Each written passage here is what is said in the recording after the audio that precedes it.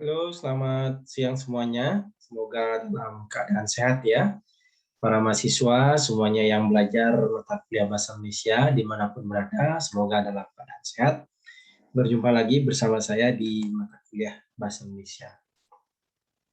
Hari ini kita akan belajar suatu hal yang lebih kompleks lagi dalam bidang ilmu bahasa, yaitu belajar tentang kalimat. Nah, untuk video yang kali ini saya akan menjelaskan tentang pengertian kalimat, ciri-ciri kalimat, kemudian unsur pembentuk kalimat. Nanti di video berikutnya baru saya akan berbicara tentang jenis-jenis kalimat. Apakah itu berdasarkan jumlah klausa, berdasarkan pengucapan, dan lain sebagainya. Nah, baiklah adik-adik semuanya. Jadi kita akan mulai. Jadi berdasarkan pengertian, jadi kalimat itu apa? Mungkin selama ini saudara sudah sering menulis kalimat. Nah, saya akan memperjelaskan lagi, mempertegas lagi pengertian kalimat itu seperti apa. Nah, kalau kita lihat dari segi pengertian, jadi kalimat itu merupakan suatu satuan sintaksis yang disusun dari konstituen dasar yang biasanya berupa klausa yang dilengkapi dengan konjungsi. Bisa diperlukan ya, jika diperlukan disertai dengan intonasi yang final. Itu menurut Abdul Chair tahun 2015. Jadi pada dasarnya kalimat itu merupakan suatu kajian sintaksis yang disusun dari berdasarkan pola-pola yang telah disusun berdasarkan berupa klausa ya.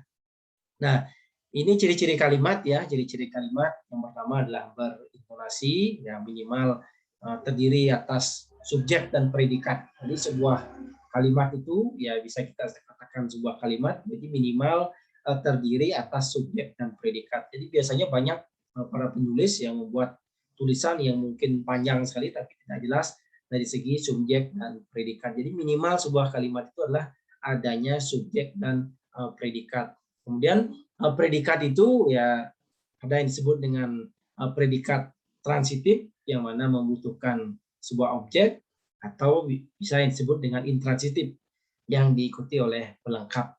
Ya, jadi ada dua predikat ya, ada yang predikat transitif dan ada yang predikat intransitif.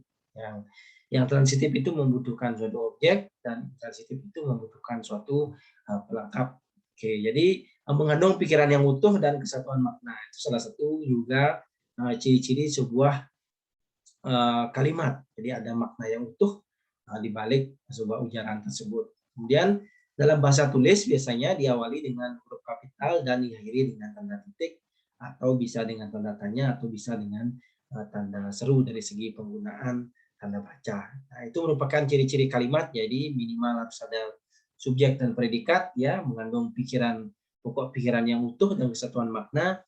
Kemudian yang ketiga, jadi diawali dengan huruf kapital dan diakhiri dengan tanda baca. Ya, itu merupakan ciri-ciri kalimat. Jadi jelas ya. Nah, kemudian ini merupakan unsur-unsur kalimat.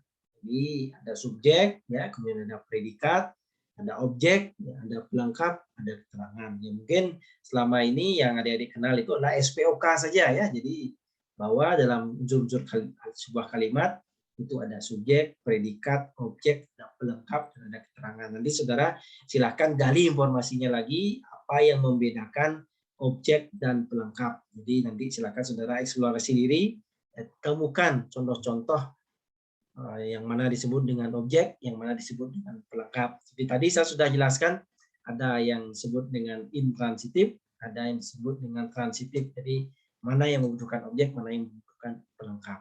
Nah, ini merupakan pola-pola dasar kalimat ya, tidak hanya SPOK saja.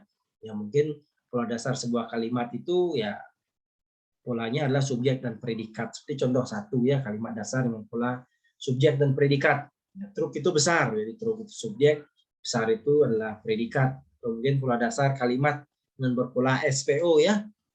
Denny mengemudi truk, ya, karena truknya sebagai objek. Nah, kalimat yang berpola subjek, predikat, dan pelengkap. Nah, contohnya keluarganya pergi piknik. Nah, ini piknik ini bukanlah sebagai objek, tapi sebuah pelengkap. Jadi bisa ya membedakan antara objek dan pelengkap. Nah, kemudian kalimat yang dengan pola SPO dan berisi juga dengan pelengkap. Ya, supir angkot mengemudi angkotnya sembarangan. Jadi sembarangan ini merupakan pelengkapnya adik-adik ya. Jadi seperti itu. Kemudian ada juga subjek dengan kalimat dengan berpola SPK. Jadi Santi berenang tadi sore. Jadi Santi itu subjeknya, berenanglah objek. Tadi sore itu merupakan keterangan. Di mana keterangan itu merupakan keterangan waktu ya.